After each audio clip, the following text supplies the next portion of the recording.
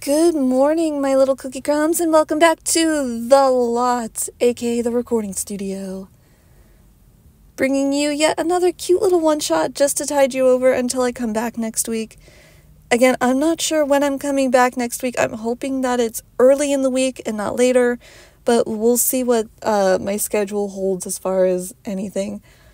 But here we go, another cute little one-shot for you to enjoy. And the chaos. Oh boy, more chaos. Because we are just a chaotic bunch. Izuku, Angel, what do you have there? Yamada said. A milkshake. Lunchwash made it for me. It's yummy. You want some? Oh, no thank you, baby doll. I just had a big old breakfast and I'm not really hungry or thirsty. Oh, okay. Meanwhile, next to Izuku, who was de-aged once again, sat Aizawa, a giant, fluffy Maine Coon. In fact, Aizawa was gigantic. He was as big as a medium-sized dog. He could have been mistaken for a wildcat, but he was too fluffy. Yamada wanted to squeeze the stuffing out of him, but wasn't prepared to lose an eye today, so nix that idea. Izuku, who's right next to you? Shota. Him fluffy. Fluffy kitty, kitty, kitty. The 2-year-old said happily. That's right. He's a kitty cat. Sho? Can you speak? What happened? Aizawa just meowed. He couldn't speak. He was still aware of everything and still had his mind intact, but he just couldn't speak. Then he got a devilish Cheshire cat grin on his face. Shota? Angel? Honey? No chaos. No. Shota looked at Hisashi to say all of the chaos. He then stretched and nuzzled up to Izuku, who giggled. Silly Shota. Fluffy Shota. Then Izuku toddled off with Shota right behind him. Where are you going, honey? Milkshake all good. Throw trash in bin? Oh, whew. Yes, that's right, baby. Trash goes in the rubbish bin. Trash goes in the bin. Izuku went and threw his trash into the bin, and then gave Yamada a surprise hug. Go to school. Izuku tried to go out the front door, but was blocked. By Aizawa, of course. Shota looked at Izuku and shook his head, meowing insistently. No school? Aizawa shook his head. No school, at least not for him. Oh, okay. What we do then? Aizawa simply just shrugged and took Izuku back into the living room. Since Izuku was de-aged, he had been staying with Hisashi and Shota in the teacher's apartment. But then again, Izu had been staying there for quite some time when he wasn't in the dorms. Izuku's mom kind of went off the deep end. One weekend, Izuku went home, and then he came right back, covered in bruises and cuts. His mom wanted nothing more to do with him, stating that she was oh so tired of watching him get hurt. She couldn't stand by as he just threw his life away carelessly. Instead, she got a brand new job in America and decided she was going to leave. essentially abandoning Izuku.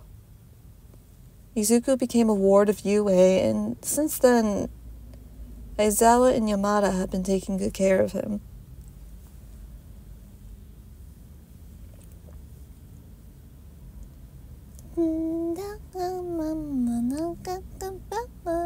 Izuku sang randomly. Wasn't really singing anything coherent, just putting words together. Oh, Shota, we can't... Oh, my gosh. What are we gonna do? We gotta go to school. I just don't know what to do. Hisashi said, flustered. He was right, they did have to go to school, but Shota was worried. He was a cat, thanks to a villain, and Izuku was back to being de-aged. They couldn't just go to school, not like this. Oh, what to do? Alright, we're just gonna go to school, we're going to explain everything, and hopefully we'll get you changed back to normal. That, and I want Recovery Girl to check you both out anyways. Hisashi tried to pick up Shota, but it was useless. Every time he got close, Shota swiped at him. Shota, quit being complicated. Shota just meowed and yawned at him. Then Izuku toddled over, and the tiny little thing picked Shota up like nothing, and Shota purred. Oh, so he can pick you up, but I can't? Shota just meowed wickedly again, and settled into Izuku's arms. It looked pretty comical. A giant Maine Coon who was twice Izuku's size currently was being held by the tiny thing. Come on, Papa. Go to school. Izuku was, if nothing but determined. And Yamada melted at Papa, almost crying. All right, Izu, all right. We'll go to school. Yay, go to school. Go to school. Izuku loved to learn. So, they went to school. It was still pretty comical watching Izuku toddle around with a giant kitty in his arms. The staff and the students cooed and awed at him. While Shota was hissing at them, Izuku giggled. Midnight shrieked when she saw them in the teacher's lounge and snapped a dozen or so more photos. Izuku, sweetie, what you got there? Shota, Daddy. That's Shota? Midnight asked, looking at Yamada. Oh yeah, that's Sho all right. He wouldn't let me pick him up, but as soon as Izuku touched him, he melted right into his arms. Judging by the smirk on his face, I'd say he played you. Yes, I'd say so. Anyways, send me those pictures. Even though I have a ton more, I still need more. The more the merrier. Of course. So how did this happen? A villain. We're not sure how Izuku got de-aged, though. Maybe the effects of the last time he was de-aged haven't worn off yet. Perhaps. Anyways, we need to talk to Recovery Girl and Principal Nezu. Oh, they're already in her office or in the infirmary. You go. I'll take care of your classes. Oh, thank you. Come on, Izuku. We're gonna go see Recovery Girl for a minute. Okay, Papa. Bye-bye. Bye-bye, sweetie. You be careful. Okay. Izuku toddled with Aizawa still in his little tiny arms. Shota, you should have Izuku put you down now. You're probably too heavy for him. Aizawa just looked at him, yawned, and snuggled into Izuku as if to say, "Nope, my baby, and I want to be held by my baby." "Shota, you're going to hurt him." Shota glared at him for that one. He would never, ever hurt his baby. Ever. And snuggled back into Izuku, who giggled and snuggled right back. They made it to Recovery Girl, and after Recovery Girl got over her squeals of cuteness, she looked them over and determined that they were fine. They would turn back soon, just to enjoy the day. And the day was filled with nothing but chaos. Aizawa, even as a cat, tormented his students, swiping at them, hissing, growling, almost roaring like a lion, but he was a domesticated cat, and domesticated cats don't roar. He tried, though. He really did try, so Izashi will give him points for that one. And Izuku just was Izuku. Anywhere that he toddled, Aizawa would be right behind him.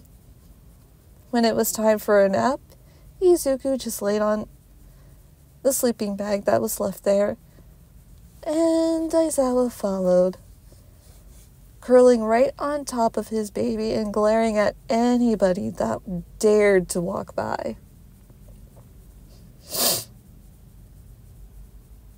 Izuku was very well protected with Aizawa, the cat not letting anyone really near him, and the cat causing more chaos, knocking things over, still tormenting his students, bapping them on the face when they weren't paying attention.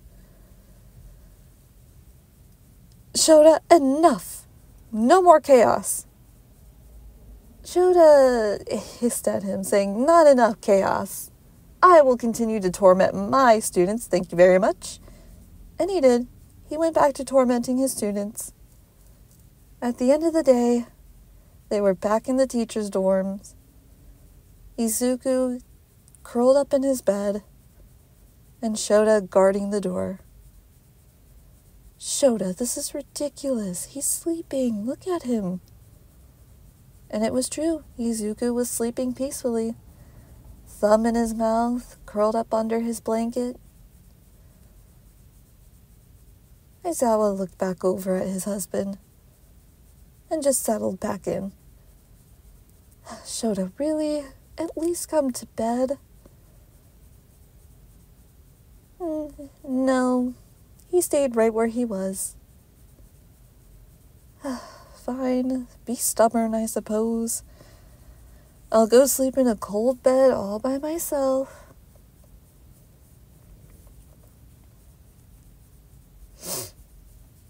Hisashi wanted his husband, but he figured he'd have to share. After all, Izuku would be a babe, and Aizawa a cat for a few days. He could share, or at least he could try. After all, the two were really, really cute. And Hisashi was pretty happy that his protective instincts were coming out and he was protecting Izuku. If he didn't, Hisashi would have, and Hisashi would have been worse.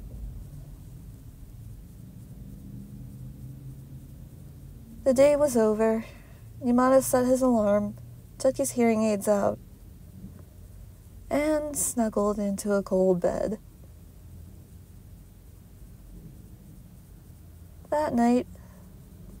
Later that night, Hisashi got up to use the facilities and found his husband back to normal, sleeping in his bed. He went to go check on his Izuku, and Izuku was also back to normal.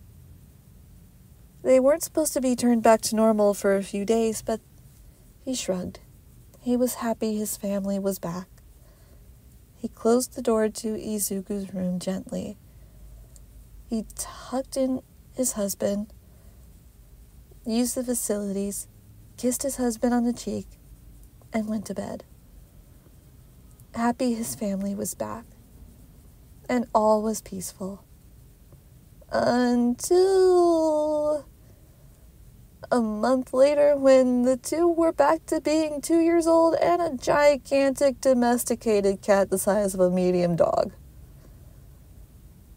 Hisashi swore like a sailor. Very, very colorful sailor. Oh boy. Wasn't that cute? I want to do more with this story. Like, I love the idea of a baby Izuku and just a gigantic cat Izawa just being so protective. What do you guys think? Should I dive more into it? Should I make this into a series? Should I dive more into it? I think I should. Maybe after Soldier Boy is done, we're coming to its conclusion. We're also coming to Hell's Bells and Panther Track's conclusion. So maybe after those two stories are done, we'll dive more into this. Let me know what you think. Alright guys, I'll see you later. Bye-bye.